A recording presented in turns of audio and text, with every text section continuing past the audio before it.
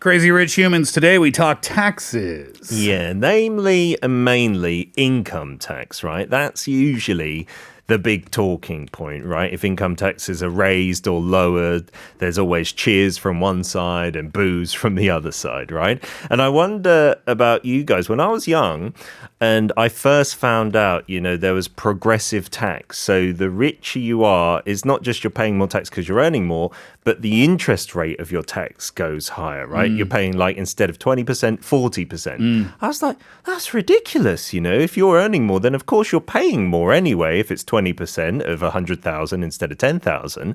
And my mind was blown. My views have changed considerably since I learned that as a youngster. Yeah, different levels of income put you in different brackets, right? Yeah. So what do you guys think about progressive tax rates in general, right? The more you earn, the higher your rate of tax being. Why look at me? I mean, you tax expert, Kate. Yeah, totally. It sounds fair. I don't know the nitty-gritty details to make a judgment call right now. It sounds kind of fair though, a little bit. It depends on your definition of fair, I think, right? The argument against that would probably be, I invested a lot of money into my education to get this job, and yes, it is a higher paying job, but I worked to get myself here, and now I'm being quote unquote punished, right, by being taxed at a higher rate, just for being the successful person that I have become. Sure. That's probably the argument against. Yeah. The argument for would be, well, you make more money, you get taxed more money, that money goes back into the government to help pay for things that helps out the country and the citizens as a whole. Sure. So I get both sides. It just depends where your opinion lies. Yeah, when I was 15-year-old Pete and I was shocked by this, my argument was totally, well, you're paying 20% of 100,000, that's 20,000 as opposed to someone who's earning 10,000 pays 2,000. So you're paying more at the same tax bracket, right? But now I've listened to a lot of the arguments and some of those expert economics, economists, there we go, like Thomas Piketty, they argue for a more aggressive, progressive tax bracket. So 80% of your of your earnings over a certain threshold. And the reason 80%? And the reason behind that is it's not the same. 20% of someone who's earning $10,000 means a lot to them. But when you earn over a certain amount, it's no longer about survival, is it? It's about the luxuries. Yeah. So now I totally understand. Of course it should be progressive because you're just giving up things like a yacht or an island or a holiday. In a capitalistic society, though, you're going to get people who are very upset about that. And the people who are going to be very upset about that are the people that you're affecting, the people who make that much money. So you're introducing a socialist concept. And when you introduce a socialist concept into a capitalistic society, the result or the feedback that you get from citizens in general tends to be pretty negative. Yeah, it's usually people who don't like government interference, right? And there are many, to be fair, billionaires, millionaires who support progressive tax and say, yeah, it should be more. I can live fine off of 40% of any income over $10 million. That's okay for me. And so the reason this is in the news these days is Biden has been really ambitious. They've got the majority in the House and the Senate. Is that what we call it? And so they can push through a lot of tax reform. So they're raising the income rate, the federal one, from 37% to 39.6%, which is more in line with pre-Trump times because he cut it, right? And it also, I don't know if this got enough news, but it means that for people reporting tax returns in the US in 2021, if you're earning less than $75,000, which is a fair amount, you won't be paying any income tax. Whoa. Oh, really? Yeah, no federal tax when you take into account all the deductions and credits. And so it really is a lot of tax breaks for your regular working person in the middle class or lower. And then, yes, the burden is trying to be shifted to those who are making more than $1 million or $100,000 and stuff like that. I guess the goal would be to create a stronger middle class. If you have a strong middle class, your economy tends to do pretty well. Yeah, and the other headline grabbers were corporate tax rates will rise from 21% to 28%. But again, that's reversing a trend of cuts throughout the Trump administration, but there has been a big backlash from a lot of like right-wing media saying this is ridiculous. The death tax, as they've called it as well. Biden has talked about inheritance tax on, again, assets over like $1 million. I think property over 250,000. But you are hearing a lot of vocal opposition. We did that segment on inheritance tax specifically, right, with Samsung here in the country. And it's not just a problem there, though. There are other countries in the world facing up to this fact, and we can look after the song break at some of the highest rates that are in practice at the moment. Interesting. We're talking taxes today in Crazy Rich Humans. We'll learn more. We'll learn what those countries are around the world after the Beatles. Taxman. What's that English expression? There's only two certainties in life: death and taxes. Yes. Is there a Korean? I bet that expression exists in every language around the world. Something of the equivalent. Right. Yeah, except for maybe the countries we talk about in hour number 2, where some of them zero tax. Yeah, right. Maybe there it's opposite, like there's no tax. There's only one certainty in life. No tax. That's even more depressing, isn't it? Germany is another country facing, right at the moment, it's been in the news, this kind of rich tax conundrum because they are seeing more and more millionaires and people earning more than $1 million each year. Figures recently showed an extra 2,000 people getting into that bracket of earning more than $1 million each year. And then their conundrum is this, like, what is rich? You know, how do you define rich? Because we're talking about income tax. That's when you've got a job or you're a business owner and you can see that clearly.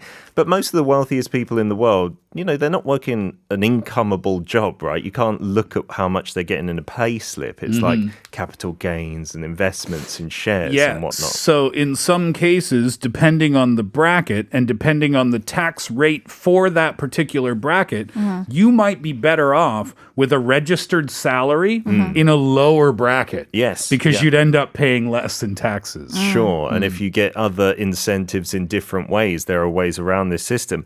And yeah, they were saying, like, some experts in Germany, if you've got property which makes you a so-called millionaire because your assets are more than $1 million, and that's a lot of people in Seoul these days with apartments more than $1 million, but you're still paying a mortgage, you're paying for your kids' education, you're saving maybe a few hundred or, if you're lucky, $1,000 a month. Does that put you in that highest bracket? Well, technically, compared to the majority, it does, apparently. Just by owning that asset. Yeah, so you'd be in the top, like, 5%. But that asset is just something that you have. It's not like money in your bank account, per se, right? Yeah, exactly. And that's why there's a lot of friction. They're coming up to the elections.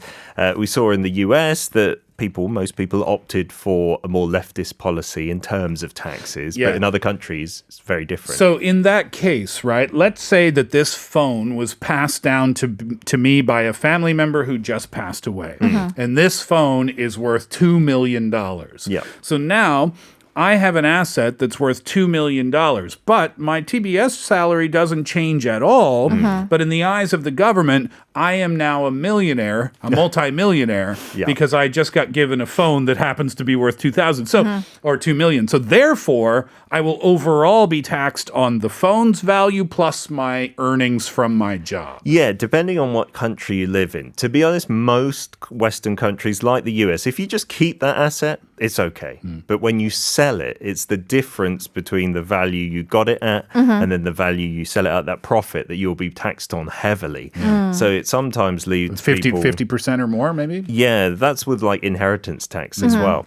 But looking at the tax, like tax-heavy countries in the world, it is interesting to find that they're mostly, in fact, exclusively in Europe and that area. Right. Very forward-thinking, kind of welfare-heavy states, mostly Some of the European. happiest countries in the world. That's what they say. We always hear that. Yeah. And so just looking at income tax, it is quite startling, I suppose. In the top bracket in Sweden, you're being taxed 57% of your income, right? So more than half, just income tax. Wow. Add on to that things like welfare, national insurance, and you're talking about into the high 60s, right, in Sweden. And like you said, Kate, it's one of the happiest places on earth, right? And everyone looks like they're having a good time. So if you make $2,000 a month in Sweden and you're taxed 60%, then you're bringing home what? Like $600 a month. and Yeah. the rest is going to go to taxes? Yeah, it'll go to like consumption tax and employees' social contributions and whatnot. Thinking of it like, well, no, we've got to say this, haven't we? Because progressive tax, it doesn't work on the block of income. So your first, like $1,000 is not taxed at that rate, right? So you would go home with, I guess, more than Oh, so you're only $1,000. 60% on the other $1,000 Yeah. in that example. Yeah, absolutely. But Sweden, when you combine all contributions, if you're in the highest bracket, then it can go even up to 76%, right? As the number one country in the world. Just take it all. I know. Why even give me a salary? Right. I mean, yeah, like you said, Kate, which I thought was interesting earlier, right? You just can't be bothered with the health stuff, right? Yeah. So if we could trust, I think, all our governments to do the best with our money, I think people would be on board, like giving them a large chunk. Yep. It's just that many people don't trust. But you run into other problems, though. And this is what I was going to say about Canada earlier, but I'll tell the story now. So we pay a lot in taxes in Canada, between 40 and 50%, I think. So you lose a lot of your monthly salary to taxes. And of course, that goes towards a lot of things. And one of the things is the healthcare system. That means that you are not dealing with a privatized healthcare system, which means your doctors and your nurses are paid by the government, right? Which means they're going to make less money in a country like Canada than they can in the United States, for Right. example. Yeah. So when you have that issue, a lot of the doctors and nurses from Canada will go to the United States to work because they can make more money. Sure. That leaves us with a shortage of doctors and nurses in Canada. So yes, even though every time we go to the hospital it's free, we can have. I had 2 surgeries, I didn't pay anything, but. Get this, and Pete, I apologize for hijacking your segment. When I had knee surgery, I had to make an appointment with my family doctor. That was 2 weeks. I had to wait 2 weeks. Oh, Here in Korea, you can walk in the door. Yeah. I had to wait 2 weeks. Then he said, you need to see a knee specialist. I had to wait 2 weeks for that. The knee specialist said, you need to have an MRI. I needed to wait 2 weeks for that. Oh. Then I had to see the result of the MRI. I had to wait 2 weeks for that. I'm 2 months, 2 months into this process. All I've gotten is an MRI. Sure. The doctor said, yep, MRI came back. It's not good. You need knee surgery. Great. When can I have the knee surgery? Next opening, 8 months later.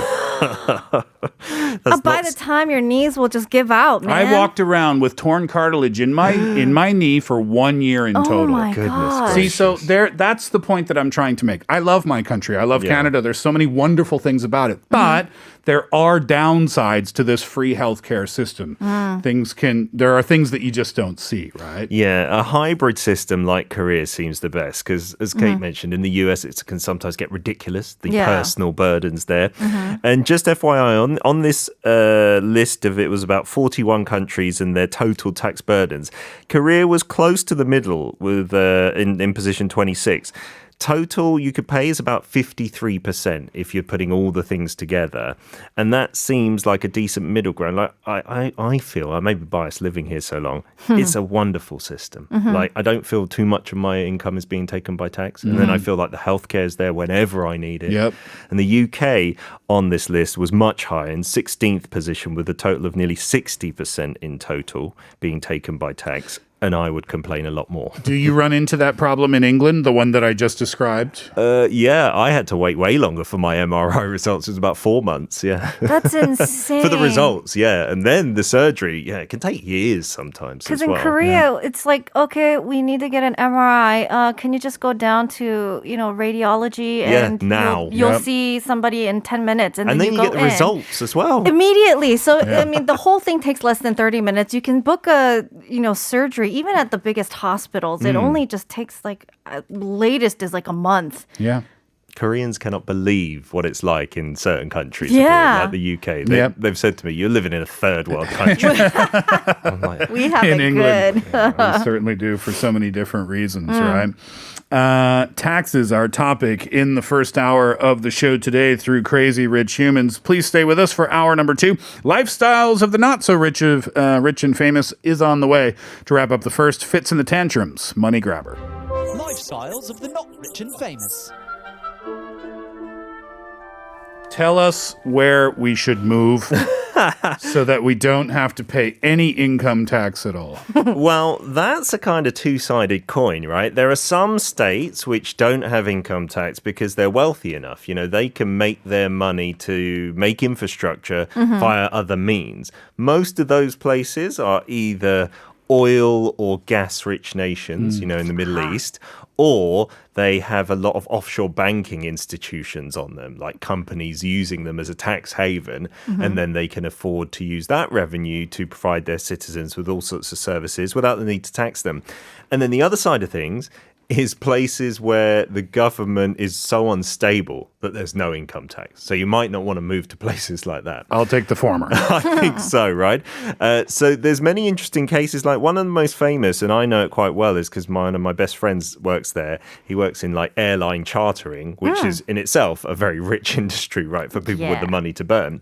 He works in the UAE, and he specifically asked to go there because there's no income tax. So he was working in the UK branch. He can get the same salary, but it means basically a 30-40% raise. Yeah, that was what I was mentioning in the first hour with professional sports in North America. For example, the NHL, the National Hockey League, has both teams in the United States and in Canada, but players prefer to play in the United States because they're going to get taxed a lot less. Sure. That's not to say people don't want to go play in Canada. It's just there are certain benefits, and then there are certain places like Florida where I don't think they get taxed at all on their income, which is why the state of Florida's booming right now. Not with pro athletes, I mean, but just people wanting to move there. That's not the only state in the United States, but I mean, not being taxed on your income. If you're gonna make $100 in Illinois, but be taxed 40%, or make the same $100 in Florida and not pay anything, where are you going to go? It's a no-brainer, isn't it? Yeah, that's why the United States is such an interesting country because there's such disparity between where you live, whereas most countries have the same kind of uniformal national tax system, right?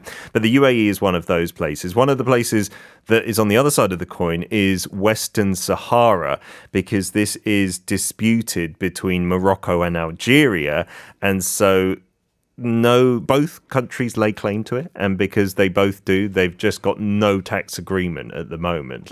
They've agreed to disagree on whose territory it is, and they've said so there's no income tax. No one has to pay any tax because they can't agree who they should be paying it to. So what about things like hospitals and things like that? Is everything privatized? That's why it's not a great place to live. There's not much infrastructure in the area. And so, there's a few places like that. Somalia is another place where there's no income tax, but you don't really want to be living there for those kind of reasons. It's not a lavish lifestyle. It's just the government has failed to really control the people or the population in any organized manner. But some really interesting cases, it's not just tax-free in Kuwait. Kuwait is one of those really oil-rich nations, right? But as well as that, up until 5 years ago, because there's no official articles on this, it's just Kuwaitis who wrote online, and I saw some of these written up in 2015, 2016. You can get a scholarship. Everyone is eligible to get your bachelor's degree in the US or Canada. That's part of the benefit system there. They send you? Yes. They will pay for your education there. Is there a catch? Like they got to come back and work for the government or something like that? They do expect you to do so, yes. Okay. But that's another interesting aspect. Spotted, Kate. No, because I know. Spotted. There's always a catch. Kate's at the Kuwaiti Education Board like, hold on a minute. I see what you're up to here. Hold on. Sorry, Pete. We'll have to interrupt you because we have to go to a break. And when we come back, we'll pick this up again. Free education in the States and Canada sounds pretty good, though, does it not? Cardi B before 3:30 today. Money. Just to expand further on the point that I was making before about professional athletes in North America, this is interesting. 6883, thanks for this message. Sports in the United States. Players are taxed based on the state where they play their game. Oh. So if they live in Florida, which is an income tax-free state, and they play all of their home games there, then they're not taxed on their home games. But the away games. They're taxed based upon the state tax for wherever they're playing that game. Well, that's so interesting, isn't it? Though? Yeah, because you're paid per game, I suppose, is how it's broken down. Wowzers. I guess that makes things a little bit more fair. I wonder if players do that at the beginning of the season. They don't really care which teams they're playing. Yeah. They care which states they're going to be playing. and how Too much high of a tax. tax. We're not going there. Exactly. Back onto Kuwait, though. Yeah. So they go above and beyond. It's not just the fact they have really low tax rates, but the scholarship I mentioned earlier. Just FYI, that's the strongest currency in the world and has been for a long time. Is the that right? Kuwaiti dinar. One is worth $3.30, right? Each Wow. dinar. So that'll put it into perspective here because I got the figures in dinar. When you get married, you get given 6,000 dinars, so about $18,000. Half of it is a loan to pay back, and the other half is no strings attached. So you Wow. get like $9,000, encouraging marriage, right? Groceries as well, as long as you are a citizen, you get a monthly food supply, 50 kilos of rice, 50 kilos of sugar, oil, tomato sauce, milk, chicken, and even, if you've got a baby milk as well. Is that right? Yeah, because they are so wealthy with the oil there, right? And then you mentioned earlier, do you have to work for the government or do you have to work for the country, come back if you get in the scholarship? I think you'd almost want to. Yes, this is the thing. They try to find everyone a job, the government. And if they don't, then they will pay you 200 Kuwaiti dinar per month until you're employed. And if you couple that in with the grocery allowance and stuff, you know, you're not living on the breadline or anything.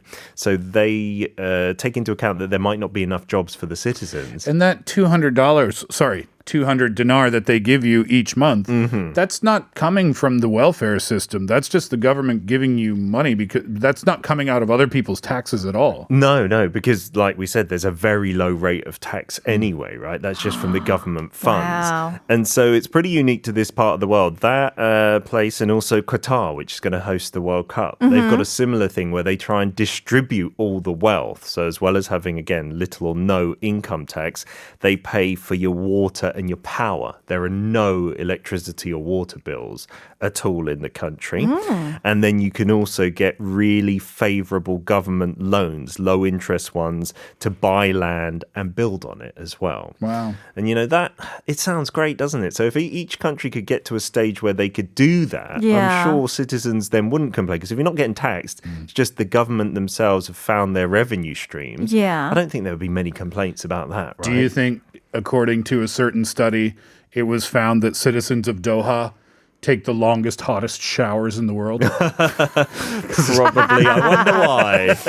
Don't have to pay for the gas and the water. My gosh. It sounds like a haven, right? It does. It sounds too good to be true, to be honest. I'm kind of skeptical. I keep thinking, like, what's the catch? Because I feel like there's always going to be a catch. I mean, they make so much money. Yeah. That they just give it back to the country.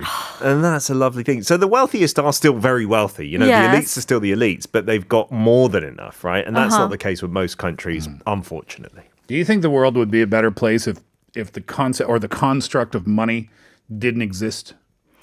It would be really chaotic. Like, wow. No, I know. And I try to think about this a lot. Bartering. Right? Right. So I was thinking, okay, so then what do? Do we go back to the days where we were trading furs and spices? Because it's still a currency, right? Yeah. You still have to give something to someone to get something in return. But I've been trying to figure out, and I don't have the solution yet, where we don't have to give anything to anyone. Yeah. We just get things. So therefore, you go to the grocery store and you just take the food that you need. Sure. If you want a car, go to a car dealership and take it. just take it. It's yours. And I was thinking, okay, well, how would that work then? Because people are just going to take. And then what if they don't give anything back to society as a whole? But then what if you had to prove, okay, well, I'm employed at this place, so I do contribute to this company or to this government or in this way to give back to society. Would that work at all? I'm still trying to come up with this idea. This is what's taking a large part of my shower time these days. I'm trying to develop a new society where money doesn't exist. Well, I think originally money was, and it's meant to be, capitalism is meant to be that, right? The greatest good that you do for society, you should get the most money. That's the system like at its core, like the most valuable things to society will get the most money, but it's been skewed too much. So I think that's the actual base. If we could do it that way, you could just use that money to exchange for goods. I mean, socialism on paper looks amazing. Yes. Until you throw human nature into the mix, and then it doesn't necessarily work so well anymore. You could argue both sides. All right, we'll get back to your messages after this from Pink. So what?